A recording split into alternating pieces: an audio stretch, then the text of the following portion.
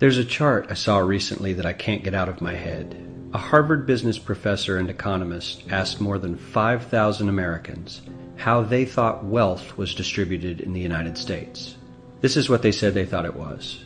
Dividing the country into 5 rough groups of the top, bottom, and middle 3 20% groups, they asked people how they thought the wealth in this country was divided. Then he asked them what they thought was the ideal distribution. And 92%, that's at least 9 out of 10 of them, said it should be more like this.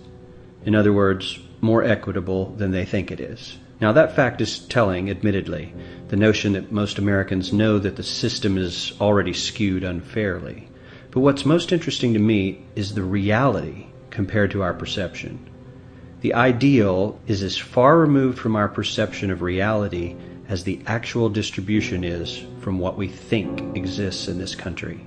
So ignore the ideal for a moment. Here's what we think it is again. And here is the actual distribution. Shockingly skewed.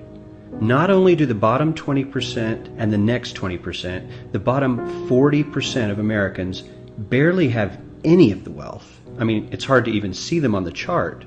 But the top 1% has more of the country's wealth than 9 out of 10 Americans believe the entire top 20% should have. Mind-blowing.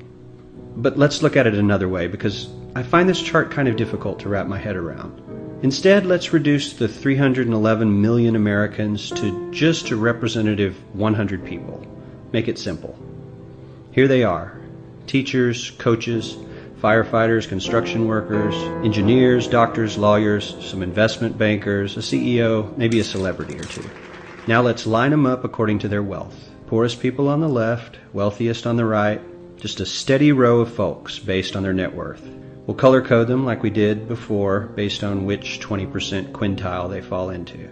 Now let's reduce the total wealth of the United States, which was roughly $54 trillion in 2009, to this symbolic pile of cash. And let's distribute it among our 100 Americans. Well, here's socialism, all the wealth of the country distributed equally.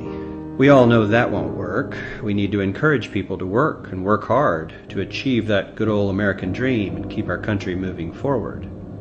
So, here's that ideal we asked everyone about. Something like this curve. This isn't too bad. We've got some incentive, as the wealthiest folks are now about 10 to 20 times better off than the poorest Americans. But hey, even the poor folks aren't actually poor, since the poverty line has stayed almost entirely off the chart. We have a super healthy middle class with a smooth transition into wealth. And yes, Republicans and Democrats alike chose this curve. 9 out of 10 people, 92%, said this was a nice, ideal distribution of America's wealth. But let's move on. This is what people think America's wealth distribution actually looks like. Not as equitable, clearly, but for me, even this still looks pretty great. Yes, the poorest 20 to 30% are starting to suffer quite a lot compared to the ideal, and the middle class is certainly struggling more than they were, while the rich and wealthy are making roughly 100 times that of the poorest Americans and about 10 times that of the still healthy middle class. Sadly, this isn't even close to the reality. Here is the actual distribution of wealth in America. The poorest Americans don't even register. They're down to pocket change, and the middle class is barely distinguishable from the poor. In fact, even the rich between the top 10 and 20 percentile are worse off. Only the top 10% are better off. And how much better off? So much better off that the top 2 to 5% are actually off the chart at this scale.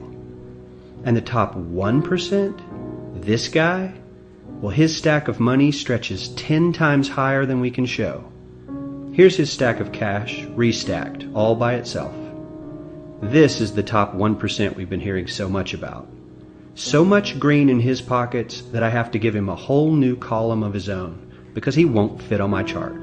1% of America has 40% of all the nation's wealth. The bottom 80%, 8 out of every 10 people, or 80 out of these 100, only has 7% between them. And this has only gotten worse in the last 20 to 30 years. While the richest 1% take home almost a quarter of the national income today, in 1976 they took home only 9%, meaning their share of income has nearly tripled in the last 30 years. The top 1% own half the country's stocks, bonds, and mutual funds. The bottom 50% of Americans own only 0.5% of these investments, which means they aren't investing. They're just scraping by. I'm sure many of these wealthy people have worked very hard for their money. But do you really believe that the CEO is working 380 times harder than his average employee? Not his lowest paid employee, not the janitor, but the average earner in his company. The average worker needs to work more than a month to earn what the CEO makes in 1 hour. We certainly don't have to go all the way to socialism to find something that is fair for hardworking Americans. We don't even have to achieve what most of us consider might be ideal. All we need to do is wake up and realize that the reality in this country is not at all what we think it is.